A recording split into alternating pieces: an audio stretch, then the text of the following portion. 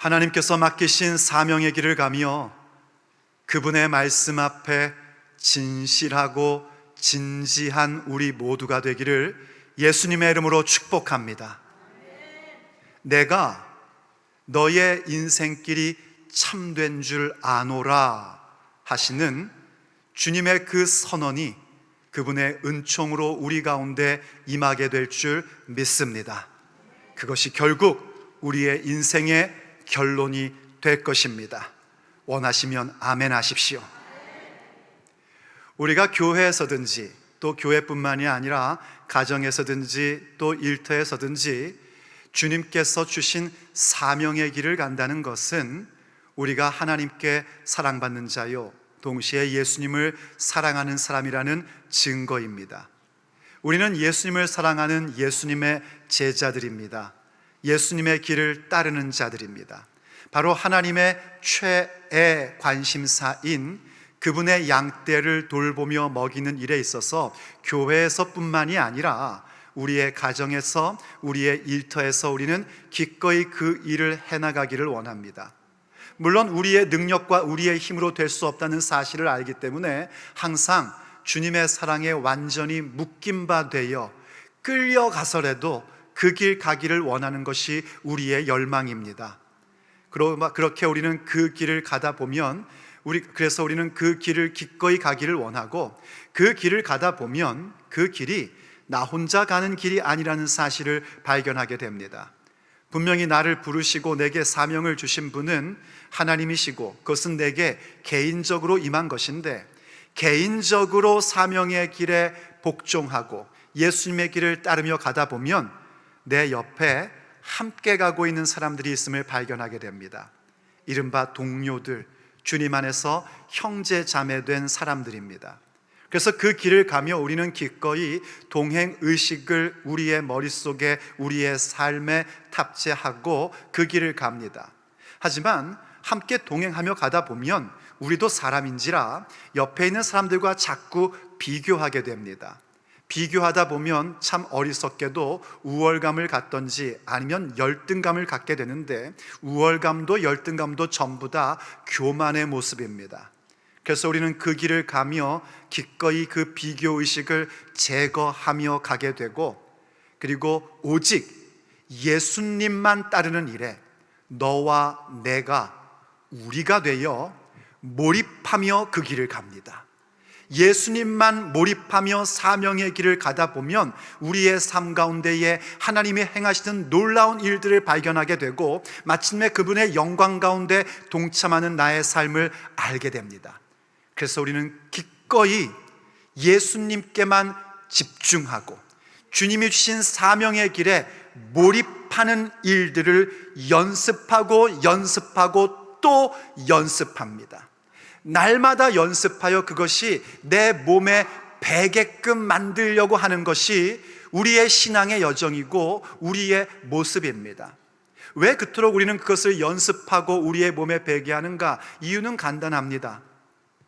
우리가 그렇게 예수님을 사랑하고 그 사명의 길을 가며 몰입하는 삶을 사는 것을 연습하다가 우리의 몸에 배게 되면 그 몸에 밴 것은 배어 나오기 때문입니다. 배어 나오면 보여지기 마련입니다. 내가 보이려고 하는 것이 아니라 배어 나오니 보여지게 됩니다. 그리고 보여지면 나의 주변에 있는 사람들에게 선한 영향력으로 가게끔 되어 있습니다. 그래서 내 주변 사람들이 나는 정말 오직 사명의 길에 몰입하며 예수님만 집중하여 그 길을 가고 있는 것인데, 하나님의 나라와 예수 그리스도의 복음을 위해서 교회에서뿐만이 아니라 나의 가정에서도 또 내 일터에서도 그렇게 몰입하며 가고 있는 것뿐인데, 어느새 선한 영향력이 되어 내 주변에 있는 사람들이 나를 참 존경해주고 인정해주고 따르는 모습을 보게 됩니다. 그 사람들이 우리의 삶을 가리켜 그렇게 얘기합니다. 우리가 당신의 삶은, 당신의 여정은 참된 줄 아노라. 그러한 고백을 하게끔 됩니다. 그런 고백을 들을 수 있는 인생, 얼마나 복된 인생이겠습니까? 바로 이 요한복음을 기록한 주님께서 사랑하시는 제자를 가리켜 사람들이 그렇게 얘기한 겁니다. 우리는 그의 증언이 참된 줄 아노라. 사랑받는 제자가 그렇게 주님의 말씀을 증언하고 그 모든 것을 기록한 것을 보며 그 우리가 고백을 하는 겁니다. 우리는 그의 증언이 참된 줄 아노라. 그때 우리가 궁금한 것은요, 이 우리가 누구일까 하는 겁니다. 이 우리라는 단어가 사실 갑자기 나온 것 같은데 이게 처음 나온 것이 아니라 요한복음의 서론, 프롤로그라고 하는 요한복음 1장에서도 한번 나왔던 단어입니다. 바로 그 우리라는 단어를 그렇게 프롤로그, 그러니까 어떤 거냐면 말씀이 육신이 되어 우리 가운데 나타나심에 우리가 보니 아버지의 독생자의 영광이요 은혜와 진리가 충만하더라 하는 그때의 그 우리말입니다. 그래서 이 맨 앞에 우리라는 표현이 한번 툭 나오고 이 요한복음이 에필로그인 맨 마지막 부분에도 우리라는 단어가 한번 툭 나와서 이게 마치 소위 말하는 인클루지오 편지 봉투 같은 그런 모습을 보여줌으로써 하나님의 말씀인 요한복음이 얼마나 규모 있게 우리 가운데 전달됨을 나타내 주는 겁니다. 그러다 보니 과연 우리가 누굴까 싶은데 거기엔 몇 가지의 해석이 가능합니다. 일단은 글을 쓸 때에 보편적인 대상들을 설명하는 겁니다. 그러니까 모든 사람들, 다른 말로 하면 세상, 그게 우리라고도 볼 수 있고요. 또 혹은 그 예수님의 사역과 부활을 직접 목격했던 사람들, 그들을 우리라고도 볼 수 있습니다. 혹은 바로 이 요한복음을 첫 번째로 보고 있는 이른바 요한 공동체, 그 첫 번째 독자들을 우리라고 할 수 있습니다. 바로 그러한 우리들이 볼 때에 사도 요한, 예수님이 사랑하시는 제자의 모든 증언은 참된 줄 아노라 고백한 겁니다. 그리고 동시에 그 우리는요, 바로 예수님을 믿는 모든 사람들, 저와 여러분을 얘기할 수도 있습니다. 왜냐하면 우리도 요한복음을 읽고 그동안 요한복음을 통하여 메시지를 들어오면서 확인한 게 뭡니까? 그의 모든 증언이 참된 줄 알기 때문입니다. 그래서 우리들, 곧 세상 혹은 함께하는 동료들 혹은 교회가 바로 지금 사도 요한에 대하여 그의 증언이 참된 줄 아노라 하고 그렇게 고백해 주는 겁니다. 참 행복한 인생입니다. 그런데 여러분, 그 고백이 지금 중요한 것은 뭐냐면 사람들의 고백으로 멈춘 것이 아니라 하나님의 말씀에 기록됐다는 것입니다. 그것도 그냥 기록된 것이 아니라 선언으로 기록되었습니다. 참된 줄 아노라. 그 얘긴즉슨 이게 그저 사람들이 그렇게 참된 줄 아노라 하는 것으로 끝나는 것이 아니라 하나님의 말씀에 기록되었으니 하나님께서 그의 인생을, 그의 증언을 참된 줄 아노라 선언해 주신 것입니다. 그게 중요합니다. 그 고백을 우리도 들을 수 있어야 됩니다. 우리가 정말 하나님께서 주신 사역에 몰입하고 예수님이 가신 길을 따르다 보면은요, 우리의 인생 가운데 놀라운 일들이 많이 생기게끔 되어 있습니다. 그러다 보면 당연히 우리의 주변에 있는 사람들이라든지 내 동료라든지 세상이나 혹은 교회에서 우리를 인정해주는 그런 일들을 만납니다. 그거 참 좋은 일입니다. 하지만 그럼에도 불구하고 만약 마지막 그날에 우리가 주님 앞에 섰을 때에 주님께서 우리를 가리켜 나는 너를 도무지 알지 못한다, 불법을 행한 자들아 내게서 떠나가라 하신다면 그건 정말 너무나 돌이킬 수 없는 비극의 결말인 것입니다. 예수님께서 그들을 정말 모르시는 겁니까? 아니요, 불법을 행했다는 것 알고 계십니다. 거기 내가 너희를 도무지 알지 못한다는 것은요, 예수님과 상관없는 자라는 겁니다. 예수님과 상관없는 자가 갈 영혼은 지옥밖에 없습니다. 그러나 비록 우리가 이 땅 가운데서 주님 맡기신 사역에 몰입하고 예수님을 따르지만 세상도 알아주지 않고 내 동료들도 전혀 인정하지 않고, 아니 심지어 교회에서조차 인정받지 못한다 할지라도 우리가 하나님 앞에 섰을 때 주님께서 우리에게 말씀하시기를 잘하였도다 착하고 충성된 종아 하신다면, 우리 삼위일체 하나님께서 우리의 인생을 가리켜 평가해 주시기를 우리가 너의 인생은, 너의 증언은 참된 줄 아노라 선언해 주신다면 그것이야말로 성공한 인생인 줄로 믿습니다. 우린 그걸 가져야 됩니다.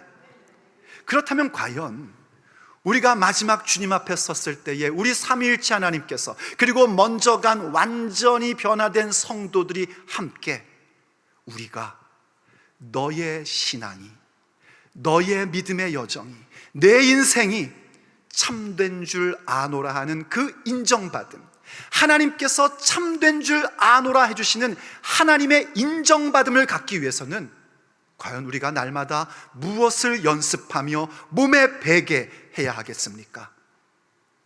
오늘 요한복음 주께서 주시는 마지막 메시지로 들어야 할 주님의 말씀입니다. 첫째, 그것은 자기 신화화 파괴하기입니다. 주님께서 마지막 그 순간 우리에게 내가 너의 삶이 참된 줄 아노라는 그 선언, 그 인정을 받는 사람들은 날마다 무엇을 연습하는가? 자기 신화화 파괴하기를 연습합니다. 사람은 얼마나 어리석은지요, 자기 스스로를 신화화하려고 합니다.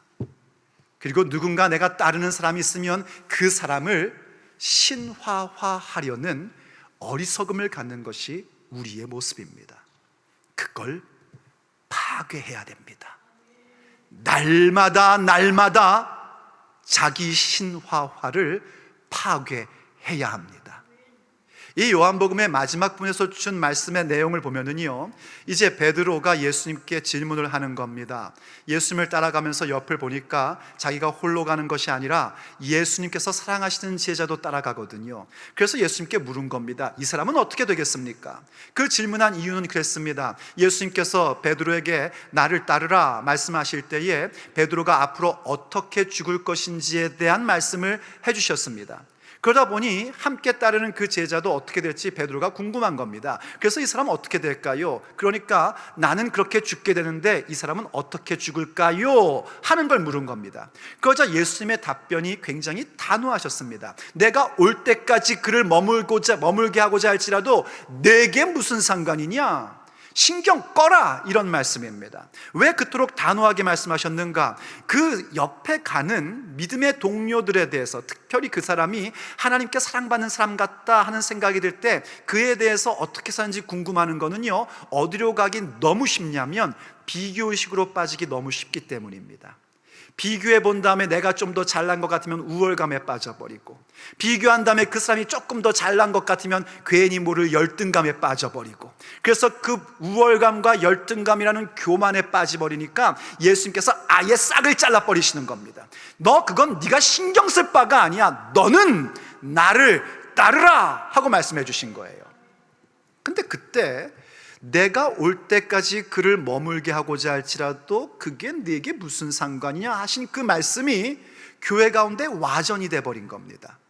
어떻게 와전이 돼버렸냐면 예수님께서 사랑하시는 그 제자는 죽지 않는다 하는 생각들과 말들이 교회 가운데 쫙 퍼진 겁니다. 그 내용인 즉슨 어떤 내용이냐면, 이 사도 요한, 예수님이 사랑하시는 제자가 죽을 때까지는 예수님 다시 오지 않는다, 이런 생각이 기정사실화되어 버린 겁니다. 그건 어떤 모습을 갖게 되냐면요, 이 사도 요한이 모든 교회에 초점을 받게끔 되는 거예요. 예수님 언제 오실까 항상 박해 가운데 그게 궁금한데, 사도 요한이 살아있다면 아직 오실 때가 아니구나, 이렇게 예수님을 집중하고 그분의 말씀을 집중해야 되는데 이른바 사도 요한이 구심점이 되어버리는 겁니다. 여러분, 우리가 목회를 할 때 사도들이나 혹은 목사들이요, 한 구심점이 된다는 건 참 중요한 일입니다. 근데 그 구심점이 되는 목적이 어디에 있습니까? 예수님 보게 하기 위한 것입니다. 주님의 말씀을 듣게 하기 위한 것입니다. 근데 지금 교회가 어떤 모습으로 전락해 버렸냐면, 야, 사도 요한은 안 죽어, 그를 신화화하기 시작한 겁니다. 그래서 그 부분을 사도 요한이 직접 교정시켜 줍니다. 그게 바로 오늘 본문 23절의 말씀입니다. 한번 23절을 다시 보시죠. 이 말씀이 형제들에게 나가서 그 제자는 죽지 아니하겠다 했답니다. 아니, 모든 사람들은 죄인이고 죄인으로 태어난 육체의 사람들은 전부 다 죽음을 가져야 되는데 사도 요한은 죽지 않는다고 하니 그를 마치 신적 존재처럼 떠받드는 겁니다. 그런데 그것에 대해 그는 이렇게 얘기합니다. 예수님의 말씀은 그가 죽지 않겠다 하신 것이 아니라 내가 올 때까지 그를 머물게 하고자 할지라도 내게 무슨 상관이냐 하신 것이로라 하고 자기에 대한 잘못된 교회의 생각을 교정시켜 줘 버립니다. 사람들이 축혀 세우는데 거기에 빠지지 않는단 말입니다. 이건 잘못된 거야. 너희들이 잘못 이해한 거야. 주님의 말씀은 그런 의미가 아니야 하고 확고하게 가르침을 주고 있는 겁니다. 그야말로 자기 신화화 파괴하기를 갖는 겁니다. 이거 우리도 할 줄 알아야 됩니다. 우리가 믿음의 여정, 정말 하나님 앞에 사명의 길에 몰입하고 예수님만 집중하며 가다 보면은요, 우리의 인생 여정 걸음걸음마다 하나님의 위대하신 일들이 나타나기 시작합니다. 그러다 보면 사람들이 참 우리를 좋아하고요, 존경합니다. 그런데 그렇게 하다가 문득 자기 신화화 작업을 하는 사람들을 우린 자주 봅니다. 안타깝게도 자주 봅니다. 이런 겁니다. 내가 없으면 되겠나 하는 겁니다. 나 없이 과연 교회가 될까 하는 생각입니다. 아마도 그 생각은 각 교회마다 담임 목사가 제일 많이 할 겁니다. 지가 없으면, 여러분 지가라고 했다고 해서 뭐라고 하지 마십시오. 저를 향해서 한 얘기니까요. 지가 없으면 교회가 마치 안 될 것 같고, 지가 없으면은 마치 성도들이 다 주저앉을 것 같고, 참 착각에는 커트라인이 없다고요.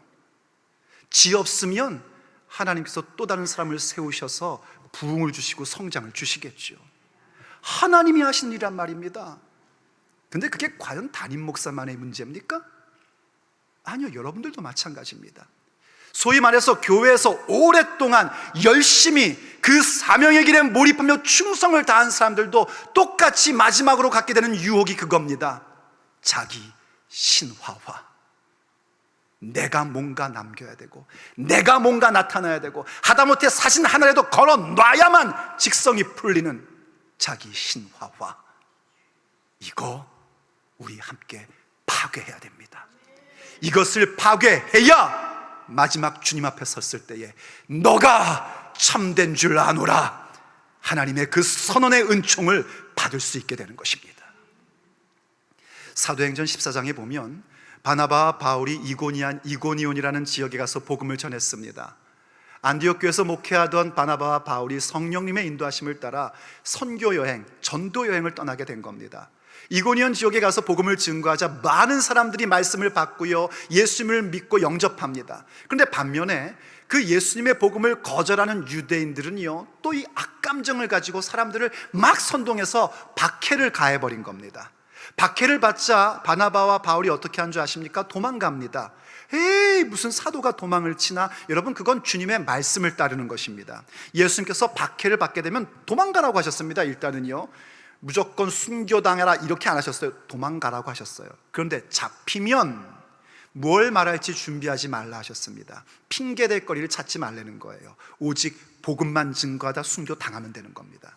일단 첫 번째 뭐냐면 도망가는 겁니다. 도망가는 거에 성공하면 그 다음 지역에 가서 또 복음 전하는 겁니다. 아니나 다를까 바나바와 바울이요, 그 옆에 있는 루스드라라는 지역에 가가지고 복음을 전합니다. 그런데 거기서 참 신기한 일이 벌어납니다.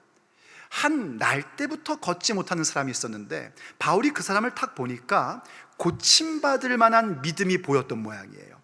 그래서 공개적으로 그 사람을 예수님의 이름으로 일으켜 세워서 걷게끔 합니다. 그러자 루스드라 지역에서 난리가 난 겁니다.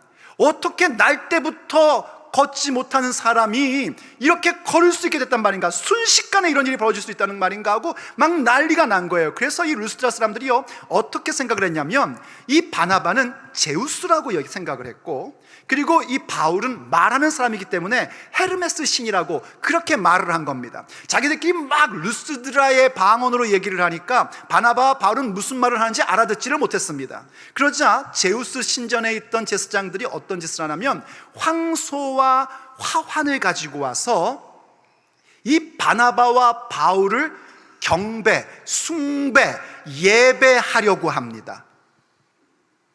만약에요, 이 두 사도가 비즈니스 마인드를 갖고 있는 사람이었다면 이건 선교적 전략을 위하여 좋게 여길 수도 있는 겁니다. 아니, 어차피 복음을 전해야 되는데 사람들이 나를 그렇게 신적 존재로 여겨준다면, 나를 그렇게 존중히 여겨준다면, 아니, 우리가 복음을 전하는데 얼마나 편리하겠습니까?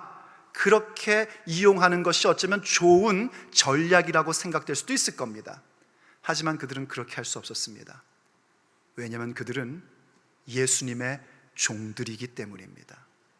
그 이고니온에서요, 박해를 받고 도망쳐야 할 때는요, 그들은 전혀 감정적인 변화가 없었습니다. 그냥 그러려니 하면서 도망을 쳤습니다. 근데 반면에 자신들을 신적 존재로 추앙하는 루스드라에서는 그들이 어떻게 하는 거 아니?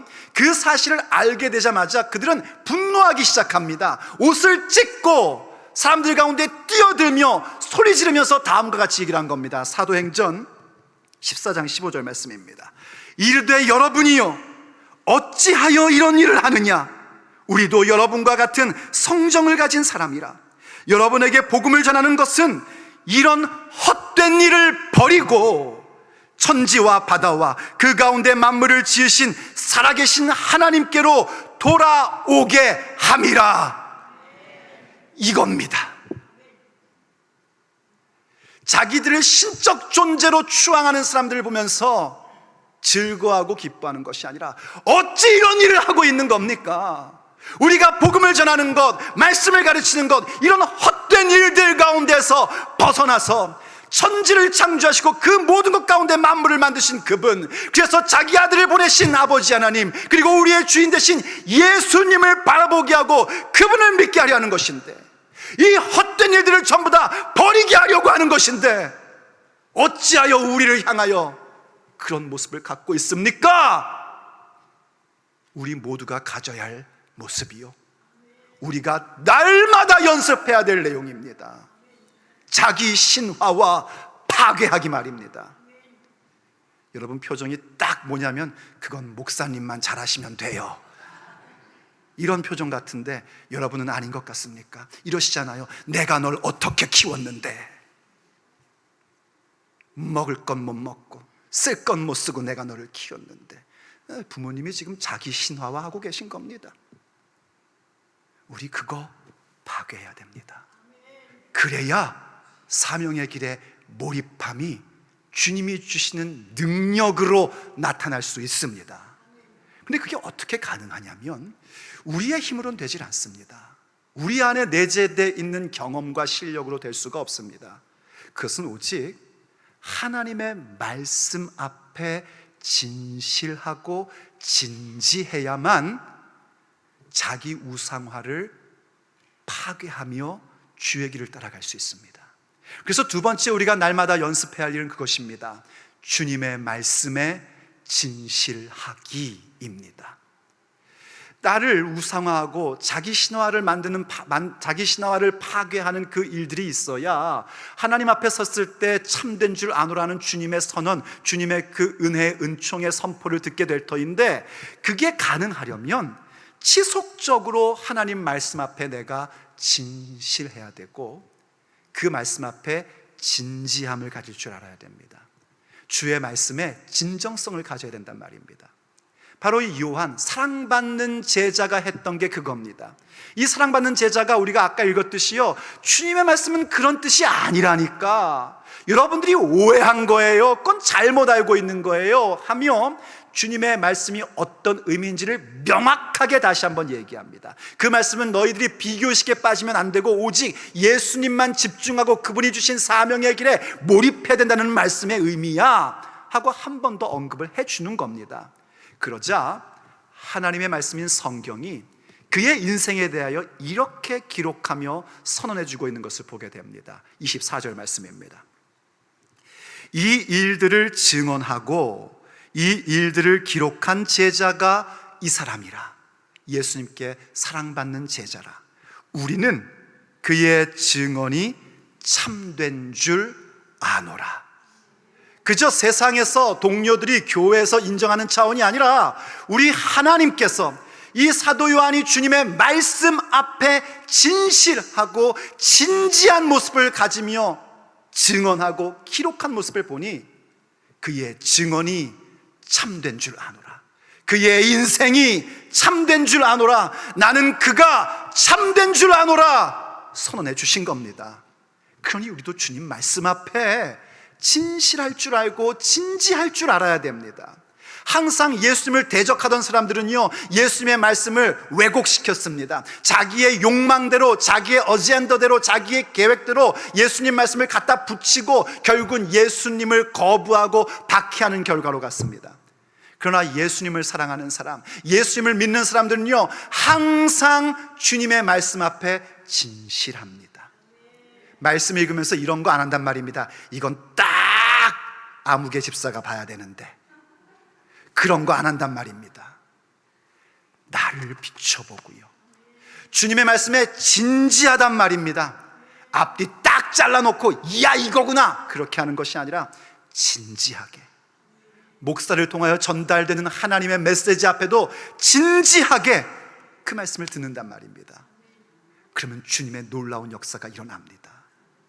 물론 여러분, 이걸 잘못 오해하시면 안 됩니다. 하나님의 말씀에 진실하고 진지하다는 것이 하나님 말씀, 성경 말씀을 내가 전부 다 알고 다 이해한다, 이렇게 오해하시면 안 됩니다. 절대 그럴 수 없습니다. 저는 성경에 제 인생을 걸었고 말씀 증거가 제 사명인 사람입니다. 그래서 열심히 말씀을 연구하고 묵상하고 그래서 여러분들에게 전달하는 사람이에요. 그런 저도 성경을 다 아느냐? 아닙니다. 그야말로 조금 아는 겁니다. 자, 제가 조금 안다고 했으니 저를 통하여 메시지를 듣고 말씀을 배우는 사람들은 그것보다 더 조금밖에 모른다는 것을 알고 계셔야 됩니다. 우린 하나님 말씀 전부 다 알 수 없습니다. 그죠? 주님께서 오늘 내게 주시는 메시지, 나로 하여금 읽게 하시고 깨닫게 하시는 그 말씀 앞에 진실하고 진지할 줄 알아야 됩니다. 억지로 내 욕망과 생각대로 갖다 붙이려고 해서는 안 된단 말입니다. 그래서 베드로후서 3장 16절을 보면 우리에게 이렇게 권면하고 있습니다. 또 그 모든 편지에도 이런 일에 관하여 말하였으되, 이게 무슨 얘기냐면 베드로후서는 베드로 사도가 기록을 한 겁니다. 그런데 기록하면서 사도 바울의 편지, 사도 바울이 쓴 성경 말씀에 대하여 언급을 해주고 있는 겁니다. 그런데 그 중에 알기 어려운 것이 덜어 있으니 무식한 자들과 굳세지 못한 자들이 다른 성경과 같이 그것도 억지로 풀다가 스스로 멸망에 이르느니라 하고 말씀하고 있습니다. 그러니까 무식한 게 누가 무식한 거냐면요, 공부 많이 안 한 사람이 무식한 게 아닙니다. 하나님 말씀을 자기 멋대로 억지로 풀려고 하는 자들이 무식한 겁니다. 이해가 되십니까? 그런 사람이 무식한 겁니다. 그렇게 무식하고 굳세지 않은 자들이 그 성경 말씀을 억지로 풀어간단 말이에요. 그건 뭐냐면 자기 나름대로 해석을 해버리려고 하고 자기 욕망대로 그 말씀을 갖다 붙이려고 하는 그런 모습들을 갖는 겁니다. 이처럼 하나님 말씀에 대해 우리가 어떤 태도를 보이느냐는 우리에게 생명과 멸망을 결정하는 아주 결정적인 것입니다. 그래서 늘 말씀 앞에 진중하셔야 됩니다. 하나님 말씀 앞에 진실하고 진지할 줄 아셔야지 됩니다. 누구에게 주는 얘기가 아니라 내게 주시는 말씀임을 항상 봐야 된단 말입니다. 특별히 목회자들이 더욱더 그래야 됩니다. 지금 말씀을 전달하는 내용이 지금 내게 말씀하고 계신다는 사실을 진실하게 진지하게 받아야 된단 말이에요. 여러분도 그러셔야 됩니다. 아니, 목사가 받아야 되는 데에 대해서 여러분들이 아멘을 크게 하시면 제가 마음이 그렇죠. 여러분도 그러셔야지 됩니다.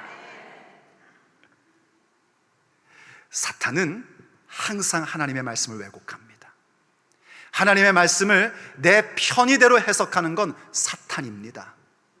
여러분 기억하시죠? 사탄이 예수님을 유혹할 때에 성전에다가 예수님을 세워놓고요, 뛰어내려라 그럽니다. 그리고 하는 말이 뭡니까? 기록되었을 때. 성경 얘기하는 겁니다. 기록되었을 때 하나님께서 그 천사들을 보내요 내 발을 돌에 부딪히지 않게 하리라 하셨지 않냐? 뛰어내려. 사탄이 하는 일입니다. 예수님은 뭐라고 하십니까? 예수님도 말씀하십니다. 기록되었으되 주 너의 하나님을 시험하지 말라 하셨느니라.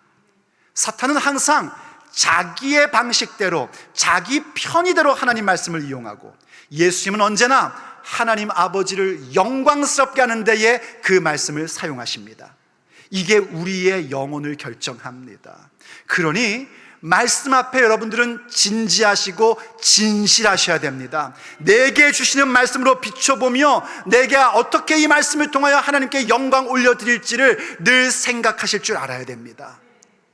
그러면 능력이 생기기 시작합니다. 우리에게 힘이 생기기 시작합니다.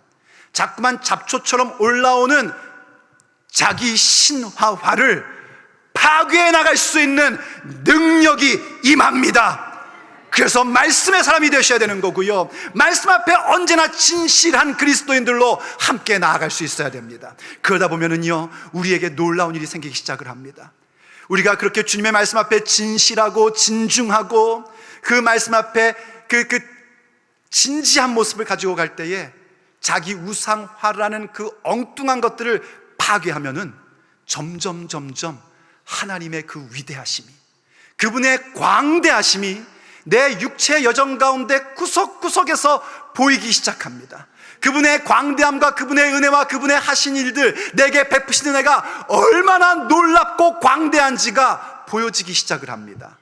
그래서 세 번째 우리가 날마다 연습해야 될 것은 그것입니다. 주님의 광대하심을 인식하기입니다. 그분의 광대하심 인식하기, 그것이 우리가 날마다 연습하여 우리의 몸에 배게 하고 배어나오게 할 수 있어야 됩니다. 그것은 오직 어느 때만 가능한가? 주의 말씀 앞에 진실하고 진지함으로 말미암아 자기 신화화를 파괴하며 나갈 때에 비로소 우리는 우리의 삶에 하나님이 행하신 그 일들의 광대함을 인식하게 되고 발견하게 되는 것입니다. 그래서 사랑받는 제자가요, 이 요한복음의 맨 마지막 구절을 이렇게 기록하고 있습니다. 예수님께서 행하신 일이 이외에도 많으니 만일 낱낱이 기록된다면 이 세상이라도 이 기록된 책을 두기에 부족할 줄 아노라. 부족할 줄 아노라. 학자들이 이 구절을 이렇게 해석합니다. 이건 과장법이다 라고 해석을 합니다. 왜냐하면 아무리 많은 책을 쓴다 할지라도 어떻게 이 세상 가운데 꽉 채울 수 있겠습니까? 이게 뭐 말이 안 되는 얘기잖아요, 논리적으로. 그렇죠? 그래서 과장법이라고 얘기를 합니다. 이건 그저 문법적으로 보면 틀림없이 과장법입니다. 제가 자꾸 멈추는 것은 여러분의 표정이 이해가 됐나 안 됐나 잘 가늠이 안 돼서 멈추는 겁니다. 자꾸 이렇게 이해되면 이해된다는 표정을 주셔야 진도가 빨리 나가고 설교가 짧아집니다. 과장법, 문법적으로 보면 과장법임에 맞습니다. 그렇죠? 자, 그런데 실제로는 어떤가? 전혀 과장법이 아닙니다. 예수님께서 행하신 일은 이 지구뿐만이 아니라 온 우주에 기록하여 둔다 할지라도 그 우주가 모자릅니다. 왜냐하면 예수님은 창조주 하나님이시기 때문입니다. 그분은 우리를 죄 가운데서 구원하신 구원자이시기 때문입니다. 그분은 알파와 오메가 되시는 분으로서 우리의 인생을 이끄시고 모든 우주를 이끄시며 모든 영원을 다스리는 통치자이십니다.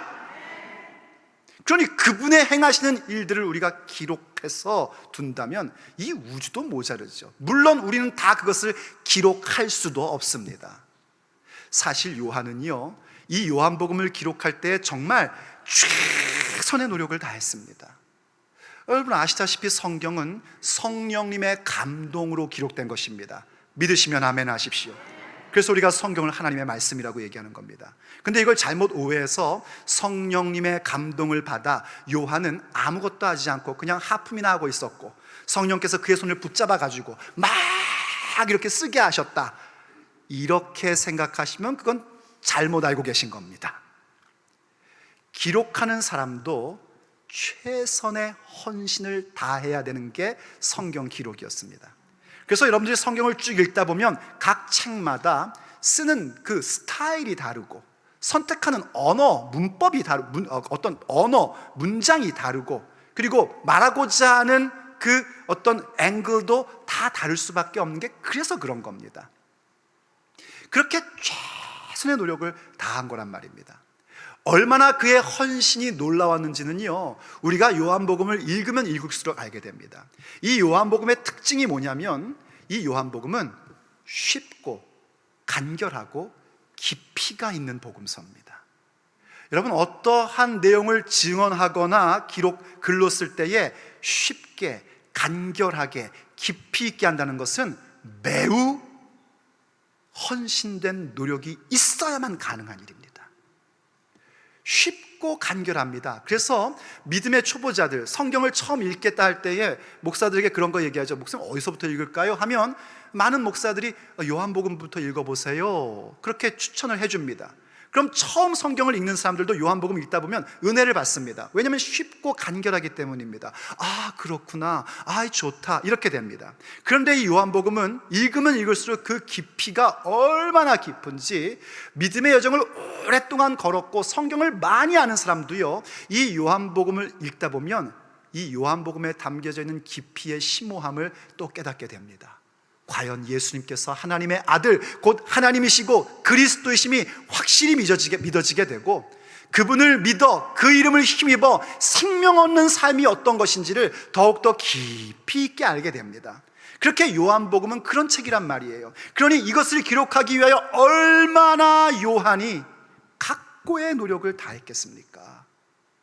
그럼에도 불구하고 그가 지금 마지막 고백하는 게 뭐냐면, 자기가 기록한 것은 그저 20장 마지막 절에서 말씀하신 대로 예수님 믿게 하고 생명을 얻게 하는 가장 기본적인 것뿐이고, 주님이 행하신 일들을 낱낱이 기록한다면, 내가 그렇게 기록할 수도 없거니와 많이 한다면 온 세상도 그 책을 두기에 부족한 줄 아노라. 그건 세상 부족한 얘기가 아니고요, 내가 그렇게 부족한 줄 아노라 하고 고백한 겁니다. 저도 그렇습니다. 저도 이 요한복음이 매우 깊이 있는 책이라는 것은 오래전부터 알고 있었습니다. 그런데 2020년 1월부터 3년 4개월 동안 요한복음을 강론하면서, 오늘 이제 이 150번째의 강론으로 이 요한복음을 마무리하면서 한번 돌이켜보면 얼마나 하나님께서 큰 은혜를 주셨는지, 어쩌면 그렇게 매주 저에게 감격을 주시고 감동을 주시고 전에 보지 못했던 것을 보게 하시고, 그건 어떻게 말로 표현을 할 수가 없습니다. 그리고 그것을 잘 정리하여 어떻게 해서든지 쉽고 간결하게 여러분들에게 알려드리고자 그것을 전달해 왔습니다. 최선의 노력을 다했습니다. 하지만 그 모든 과정 가운데 하나님이 제게 베풀어 주셨던 그 은혜를 생각한다면, 그래서 그분의 그 광대하심을 맛보아 알고 있는 저의 입장에서 얘기한다면, 그럼에도 불구하고 그 모든 것이 부족한 줄 아노라, 그것 외에는 고백할 게 없습니다. 정말 하나님의 그 광대하심, 그분의 은혜의 그 크심을 조금이라도 맛보아 아는 자들은 내가 아무리 헌신했어도, 내가 아무리 희생했어도 그것이 부족한 줄 아노라 고백할 수밖에 없게 되는 것입니다. 그래서 매일매일 우리가 연습하여 몸에 배게 해야 될 게 그겁니다. 그분의 광대하심을, 그분의 은혜의 그 위대하심을 인식하고 발견하는 겁니다. 그건 사도 요한, 사랑받는 제자뿐만이 아닙니다. 모든 하나님의 사람들, 하나님께서 귀하게 쓰신 사람들은 전부 다 그분의 광대하심을 보며 자신이 최고의 많은 최선의 노력을 다했지만 늘 부족한 줄 안다는 사실을 고백하며 살았었습니다. 그래서 하나님 말씀에 대하여 그렇게 해박한 통찰을 갖고 있고 하나님 나라를 위하여 온 삶을 불태웠던 사도 바울도 로마서 11장 33절에서 다음과 같이 고백하는 걸 보게 됩니다. 깊도다 하나님의 지혜와 지식의 풍성함이요 그의 판단은 헤아리지 못할 것이며 그의 길은 찾지 못할 것이로다. 누가 주의 마음을 알았으며 누가 그의 모사가 되었느냐. 깊도다 그분의 풍성하심, 그분의 지식, 우리로서는 헤아릴 수 없단 말입니다. 그분의 결정하심과 그분의 인도하심은요 우리로서는 가늠할 수 없는 것입니다. 그건 불가능한 것입니다. 왜냐하면 그분은 그토록 광대하신 분이기 때문입니다. 내가 그 사명의 길을 가며 만나고 있는 어려움들도 우린 이해할 수 없지만 그분의 계획 가운데 있더란 말입니다. 내가 기도한 대로 응답받지 못했지만 하나님의 뜻대로 응답받았으나 거기엔 우리가 헤아릴 수 없는 그분의 판단과 그분의 지혜가 있더란 말입니다. 그래서 우린 그분 앞에 할 말이 없는 겁니다. 그저 그분의 광대하심 앞에 나는 부족한 줄 아노라, 그 고백을 드릴 수밖에 없는 겁니다. 그런데 참 주님의 은혜가 놀랍죠. 그 고백을 하는 사람들, 그렇게 하나님의 말씀 앞에 진실하고 진지하고 그 말씀 앞에 진심이기에 자기 신화화를 파괴하며 그분의 광대하심을 날마다 인식하기를 연습하는 그 사람들에게 우리 아버지 하나님은 그분의 광대하심을, 그분의 위대하심을 우리의 삶 가운데 나타내 보여주십니다. 그리고 그 길을 연습하며 간 우리들에게 마침내 그날 그곳에서 주께서 우리를 향하여 선언해 주실 겁니다. 내가 너의 길이, 너의 신앙이, 너의 믿음이, 너가 참된 줄 아노라. 그 선언의 은총 받는 우리 모두가 되기를 간절히 원합니다.